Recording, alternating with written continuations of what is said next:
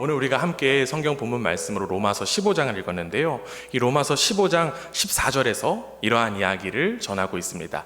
우리 다시 한 번 더 한 목소리로 함께 읽어보겠습니다. 함께 했습니다. 시작. 내 형제들아, 너희가 스스로 선함이 가득하고 모든 지식이 차서 능히 권하는 자들임을 나도 확신하노라. 아멘. 지금 사도 바울이 로마 교회의 성도들을 향해서 뭐라고 불렀을까요? 내 형제들아 라고 불렀습니다. 내 형제들아 라고 하면서 굉장히 친근함을 표했어요. 사실 사도 바울은요, 이 15장에서만 내 형제들아 라고 이야기한 것이 아니라 로마서 전체를 통하여서 형제들아 라고 하는 이야기들을 한 10번 정도 이야기했습니다. 특별히 지금 우리가 읽었던 이 15장 14절에는요, 형제들아 라고 부른 것뿐만 아니라 맨 마지막에 보면 이런 말씀이 있어요. 확신하노라.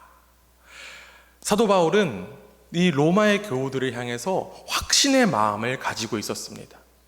한 번도 본 적이 없는 그들, 한 번도 교제한 적이 없는 그들을 향해서 사도 바울은 어떻게 이 확신의 마음을 가질 수 있었던 것일까요? 이 확신하다라고 하는 이 표현의 헬라어 원어가 페이도라고 하는 단어인데요. 이 페이도가요, 물론 능동태의 표현이 될 수도 있지만 수동태로서 확신되었다라고 하는 의미를 가지고 있습니다. 특별히 오늘 우리가 함께 읽은 이 14절에는요, 확신이 되었다의 의미에 더욱더 가깝습니다. 즉, 사도 바울의 그 로마 교회 교우들을 향한 확신이 된 거예요. 즉, 누군가가 확신을 시켜준 것입니다. 도대체 누가 이 사도 바울에게 로마 교회 교우들 향한 확신을 시켜주었던 것일까요? 다음 장인 로마서 16장에 보면요, 사람들의 이름이 쭉 나오는데 한 20명의 사람들이 나옵니다. 그 20명의 사람들 가운데 우리에게 익숙한 이름도 분명히 있는데 아주 또 익숙한 이름 가운데 하나가 브리스길라와 아굴라라고 하는 사람이 나옵니다. 이 브리스길라 아굴라라고 하는 사람이요, 실제로 이제 AD 50년 경에 이제 로마에서 그 당시 황제가 유대인들을 다 추방했습니다. 그 추방의 행렬 속에 이 브리스길라 아굴라가 이제 고린도라고 하는 도시로 가게 되었습니다. 그리고 고린도라고 하는 그 도시에서 누구를 만나냐면 바로 사도 바울을 만나게 되었어요. 그 사도 바울과 이 브리스길라 아굴라가 만나서 그들은 함께 또 교제하면서 로마의 교회에 대한 이야기들을 나누었을 것입니다. 그런데 여러분, 지금 우리가 함께 읽었던 이 14절에서 바울이 로마 교회를 향해서 확신하는 사실이 어떤 것이 있냐면 모든 지식이 차다라고 하는 이 표현을 우리가 조금 주목해 볼 필요가 있습니다. 여기에 나온 지금 모든 지식이라고 하는 표현은요, 단순히 지적으로 무언가 능력이 뛰어나다, 지식이 많다라고 하는 그러한 의미가 아닙니다.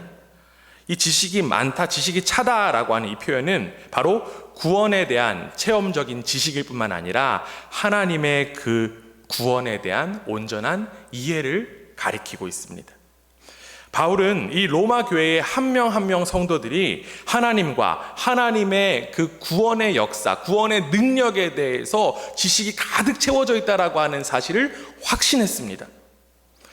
특별히 이 누군가에 의해서 누군가가 하나님에 대해서 그리고 하나님에 대한 구원에 대해서 지식이 가득 차다고 하는 것들을 확신한다라고 하는 것, 쉽게 가능한 일은 아닐 것입니다. 아무리 말을 잘하는 사람이어도, 설명에 능통한 사람이어도요, 구원에 대한 확신은 그 누구도 설명할 수 없는 것일 것입니다. 즉, 이는 사람이 전한 것이 아니라 사람의 능력보다 더욱더 뛰어난 또 다른 능력과 힘이 사도 바울에게 있었다라고 하는 사실입니다. 우리 말씀 한 구절 한번 찾아보겠습니다. 에베소서 1장 13절에서 14절까지 말씀인데요, 사람보다 더 뛰어난 능력과 힘을 가진 그 누구가 바로 누구일까요? 우리 말씀 한 구절 함께 읽도록 하겠습니다. 함께 했습니다. 시작. 그 안에서 너희도 진리의 말씀 곧 너희의 구원의 복음을 듣고 그 안에서 또한 믿어 약속의 성령으로 인치심을 받았으니 이는 우리 기업의 보증이 되사 그 얻으신 것을 속량하시고 그의 영광을 찬송하게 하려 하심이라. 아멘. 지금 이 내용은 사도 바울이 에베소 교회 성도들을 향해서 보낸 편지입니다. 에베소 교회의 성도들이요, 구원의 복음을 믿었다라고 합니다. 그런데 그 구원의 복음의 인치심을 받았다라고 해요. 여기 인치심이다라고 하는 이 표현 요즘 잘 사용되지 않는데 봉인되었다라고 하는 의미입니다. 봉인되었다라고 하는 건요, 편지에 도장을 찍는 것 같은 의미입니다. 즉 확증되고 확고히 되었다라고 하는 의미예요. 구원이 확고히 되었다, 구원이 확증이 되었다라고 지금 여기에 쓰여 있습니다. 그런데 지금 읽었던 에베소서 1장 13절에서 누가 확증한다고 지금 이야기하고 있습니까? 그렇죠, 성령님입니다. 구원의 확증을 시키시는 분은 바로 성령님이라고 하는 사실입니다. 성령님의 구원을 확증하실 뿐만 아니라 14절에는요, 보증이 되신다고까지 이야기하고 있어요. 여러분, 보증 잘못 써서 망한다라는 그런 이야기 들어보셨을 것입니다. 보증 서는 거 참 어려운 일이에요. 보증 서는 거 중요합니다. 이 사람을 내가 신뢰해서 보증 선다라고 하는 것, 내가 책임진다라고 하는 의미입니다. 그런데 지금 우리의 구원을 누가 보증 서신다고 지금 이야기하고 있습니까? 성령님입니다. 성령님께서 우리의 구원을 책임지신다라고 지금 성경은 이야기하고 있습니다. 결국 우리가 앞서 이야기했던 사도 바울이 한 번도 가보지 않았던 이 로마 교회를 향하여서 확신할 수 있었던 것은 로마 교회의 성도들을 보호하시고 보증하시는 성령님의 역사가 있었기 때문입니다. 그들은 단 한 번도 만난 적이 없었지만 성령님의 그 역사를 통하여서 로마 교회의 성도들이 하나님을 아는 지식과 하나님의 그 구원에 대한 확증이 되었고, 성령님은 사도 바울에게 그 사실을 확증시켜 주셨다라고 하는 사실입니다. 이처럼 성령의 역사는요, 시간과 공간을 초월하여서 우리의 구원의 확증을 이끄십니다. 나의 구원의 확증뿐만 아니라 다른 사람의 구원의 확증을 이끄시는 이가 바로 예수 그리스도의 영이신 성령님이라고 하는 사실입니다. 성령님은 우리가 구원받고 완전한 그 구원에 이르기까지 우리를 보호하시고 이끄시는 분이십니다. 우리의 구원을 확증하시는 그 성령님을 우리는 전적으로 의지하고 전적으로 신뢰할 수 있어야만 합니다. 성령 하나님께서는요, 우리 각 사람을 친히 확증하시고 보증하십니다. 그렇게 우리도 이 사도 바울처럼 교회의 지체들을 함께 향해서 확신할 수 있습니다. 제가 지금 한국에 나와 있으니까 가장 큰 걱정거리가 무엇이냐면 우리 먼 그 오스트리아 땅에 있는 교회 걱정이 제일 많이 됩니다. 오늘 지금 예배를 드리고 예배를 아마 끝났을 것 같습니다. 아까 6시 반부터 예배를 드리는 영상을 또 같이 보았는데 예배를 잘 드리고 있는지, 누가 왔는지 이런저런 걱정이 참 많습니다. 제가 현재 두 교회를 섬기고 있습니다. 한 군데는 그라츠 반석교회를 섬기고 있는데요. 그라츠 반석교회는 어린이를 좀 포함하면 한 60명이 조금 넘는 그러한 교우들이 또 함께 모여서 예배드리고 있고요. 클라겐푸르트 교회는 20명이 조금 되지 않는 그러한 교우들이 모여 있습니다. 물론 우리 신성교회에 비하면 굉장히 적은 숫자의 교회이고 모임입니다. 그런데 이런 이야기가 있어요. 해외 이민교회는요, 한 명이 10명이래요. 그럼 우리 교회가 몇 명인지 아시겠죠? 누가 아프다던데. 제가 지금 여기 와 있는데 우리 교우들 가운데 새로 태어난 아기가 지금 입원했다고 하는 소식을 들었습니다. 마음이 막 무너지는 거예요. 어떻게 해야 되나. 이런저런 걱정거리가 참 많습니다. 그런데 그런 걱정거리가 많은 제 마음 가운데 하나님께서 이 말씀 주시면서 이렇게 말씀해 주시는 것 같더라고요. 그 교회가 네 교회냐? 그 교인이 네 교인이냐? 하나님께서 주인이신 교회는 성령께서 보증이 되셔서 지키시고 보호하시고 이끄십니다. 우리 교우 한 사람 한 사람의 삶도 마찬가지입니다. 그리고 우리 신성교회도 하나님께서 주인이시기 때문에 분명히 성령 하나님의 보증이 있는 줄 믿습니다. 여러분, 한 사람 한 사람을 성령 하나님께서 구원의 확증이 되실 줄 믿습니다. 또한 우리 성령님은요, 로마 교회의 그 성도들의 구원을 확증시키실 뿐만 아니라 한 번도 본 적이 없던 이 사도 바울과 로마 교회의 성도들을 하나 되게 하셨습니다. 사도 바울이 이 로마 교회 성도들을 향하여서 내 형제들아 라고 부를 수 있었던 이유가 바로 성령님의 역사가 있었기 때문입니다. 우리 말씀 한 구절 더 찾아보겠습니다. 고린도전서 12장 13절 말씀인데요. 고린도전서 12장 13절 말씀입니다. 우리 함께 읽어보도록 하겠습니다. 함께 했습니다. 시작. 우리가 유대인이나 헬라인이나 종이나 자유인이나 다 한 성령으로 세례를 받아 한 몸이 되었고 또 다 한 성령으로 마시게 하셨느니라. 아멘. 지금 사도 바울이요 고린도 교회를 향하여서 성령으로 세례받은 이들이 하나가 되었다라는 이야기를 하고 있습니다. 성령님은 우리를 하나 되게 하시는 분이십니다. 그렇기 때문에 이 사도 바울은요 한 번도 마주하지 않았던 이들을 향해서 성령님으로 말미암아 내 형제들아 라고 이야기할 수 있었던 것입니다. 우리가 지금 방금 읽었던 이 고린도전서에서 성령을 받았다라고 하는 것, 단순히 세례 의식을 이야기하는 것은 아닙니다. 여기에 세례 받았다라고 하는 것 무엇일까요? 죄인인 내가 죽고 이제는 예수 그리스도의 생명으로 살아감을 의미합니다. 특별히 오늘 너무나도 기쁘고 행복한 이 저녁입니다.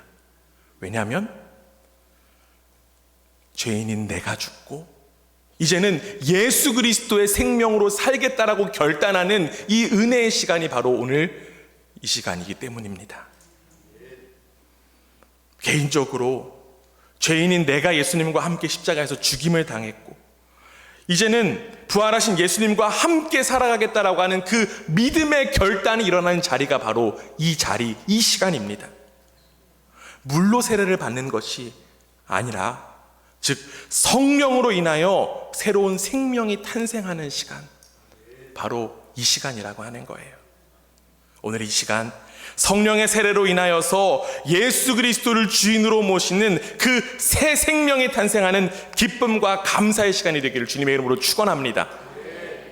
또한 이 세례는요 개인적으로 내가 예수와 함께 죽고 이제는 예수와 함께 산다는 것만을 의미하지 않습니다. 더 나아가서 우리가 함께 예수와 죽고 우리가 함께 예수와 산 존재임을 확증하는 시간입니다.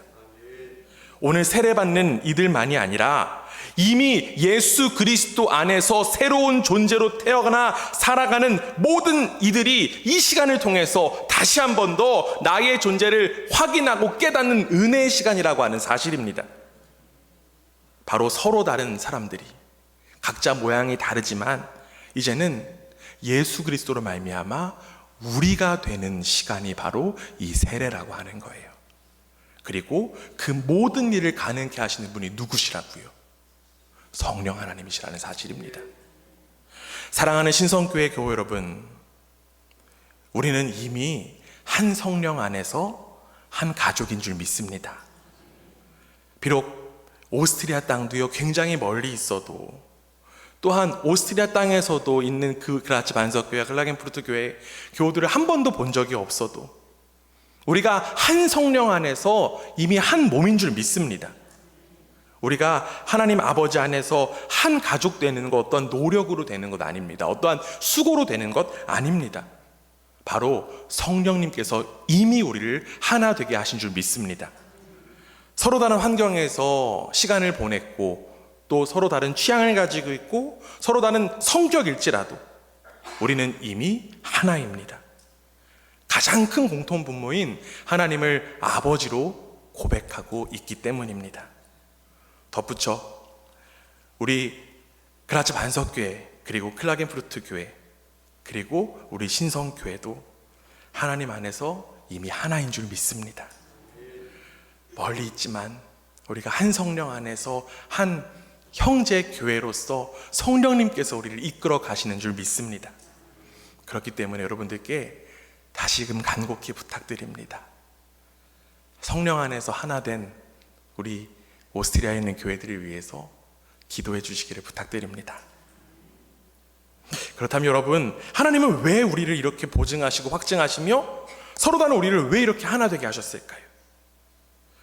사도 바울의 목소리를 통해서 그 이야기를 좀 더 들어봤으면 좋겠습니다. 오늘 우리가 함께 읽은 본문 로마서 15장 16절 말씀인데요, 우리 함께 읽습니다. 시작. 이 은혜는 곧 나로 이방인을 위하여 그리스도 예수의 일꾼이 되어 하나님의 복음의 제사장 직분을 하게 하사 이방인을 제물로 드리는 것이 성령 안에서 거룩하게 되어 받으실 만하게 하려 함심이라. 아멘. 지금 읽은 이 16절에는요 조금 더 특이한 표현들이 많이 나옵니다. 어떤 표현이 나오냐면요, 제사와 관련된 표현들이 나와요. 지금 쭉 이야기하기 좀 어렵지만 제사장의 직무를 하고 제물 받으실 만한 이러한 표현들이 나옵니다. 그렇다면 지금 사도 바울은 왜 제사라고 하는 의미를 담아서 이야기를 하고 있는 것일까요? 우리는 분명히 구약의 제사가 이미 끝났다라고 하는 사실을 알고 믿고 있습니다. 왜냐하면 예수님께서 단 한 번의 속죄 제사로 인하여서 모든 죄악이 다 사해졌다라고 하는 사실로는 알고 믿고 있어요. 그런데 지금 사도 바울은 제사의 용어를 다시 사용하고 있는 것입니다.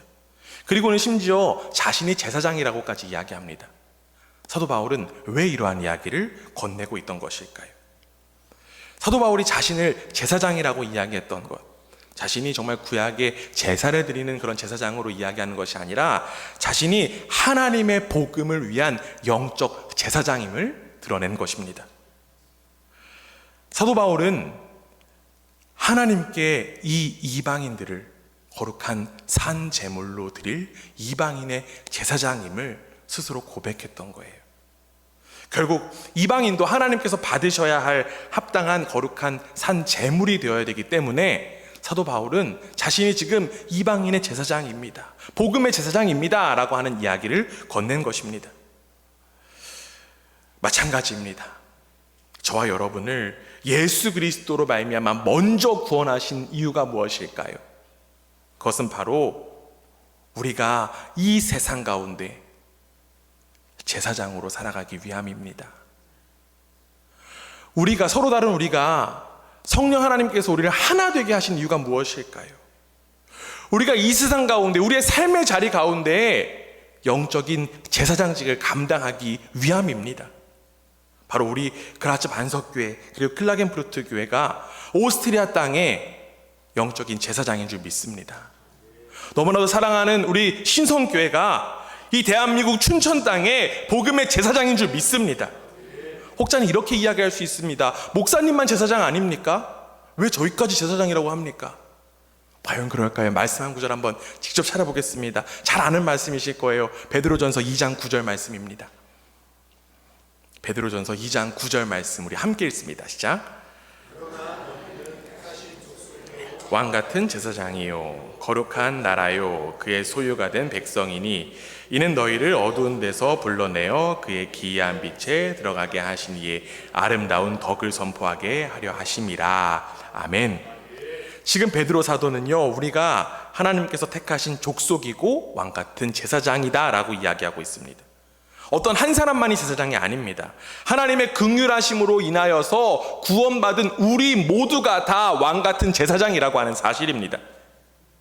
우리도 사도 바울처럼 복음을 듣지 못한 이들을 향해서 하나님께 드릴 거룩한 산 제물로 드리는 제사장이라고 하는 사실이에요. 그렇다면 여러분, 우리는 어떻게 이 다른 이들을 하나님께서 기뻐 받으실 만한 거룩한 산 제물로 드릴 수 있는 것일까요? 지금 우리가 읽었던 말씀 베드로전서 2장 9절 말씀에는 베드로 사도가 분명히 이야기하고 있습니다.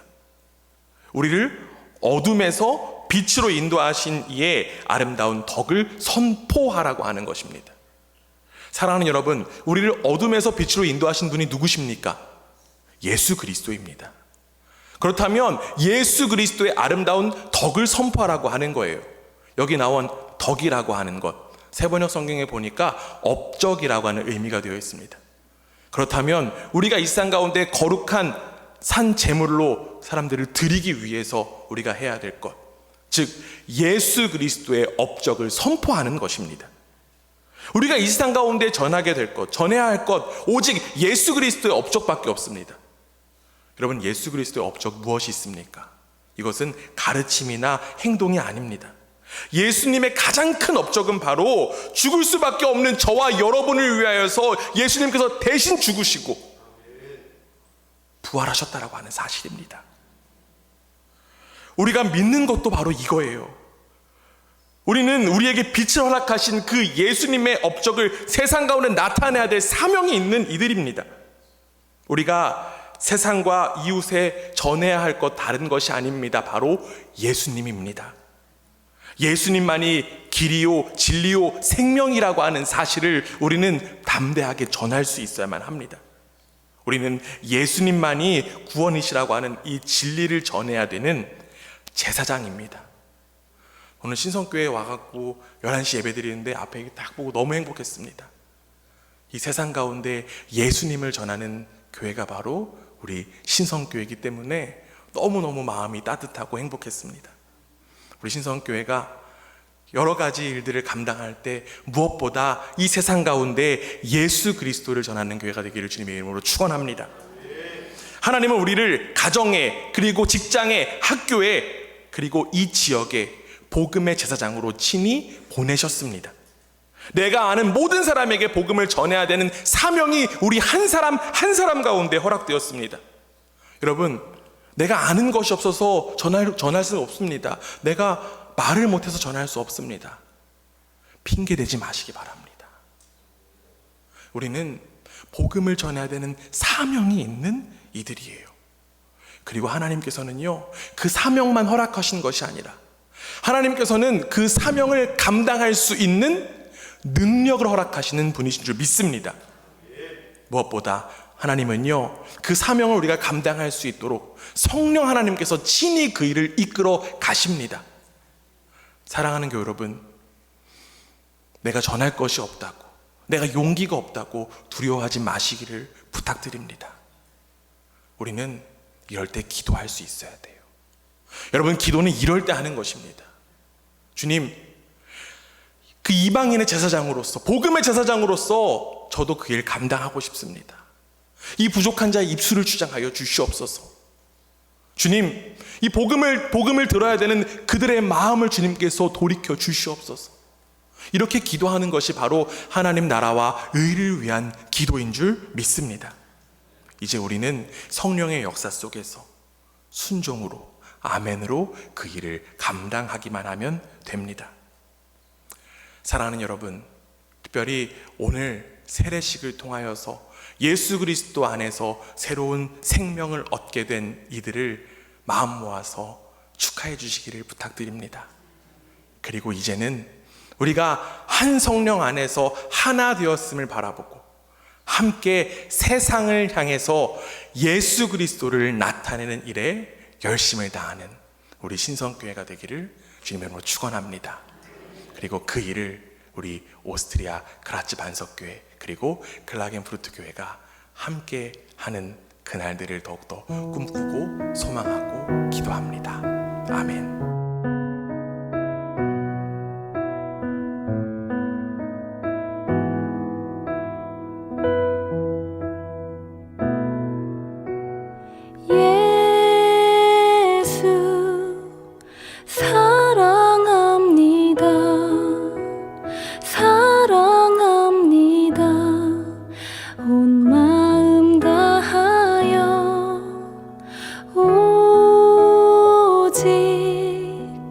주님 한 분만 간절히 더 원합니다.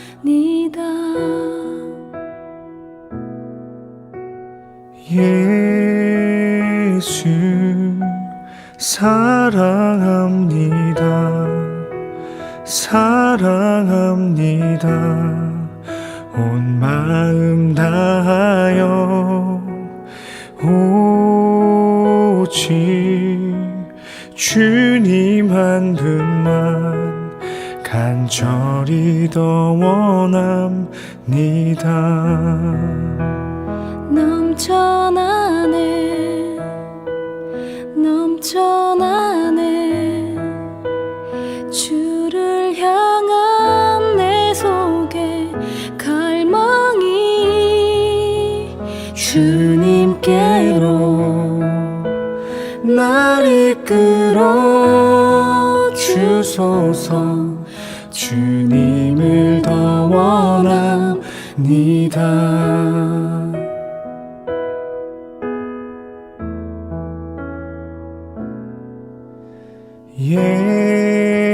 예수 사랑합니다. 사랑합니다. 온 마음 다하여 오직 주님 한 분만 간절히 더 원합니다. 넘쳐나네 넘쳐나네 주를 향한 내 속에 갈망이 주님께로 날 이끌어 주소서. 주님을 더 원합니다. 넘쳐나네 넘쳐나네 주를 향한 내 속에 갈망이 주님께로 날 이끌어 주소서. 주님을 더 원함 주님을 더 원합니다.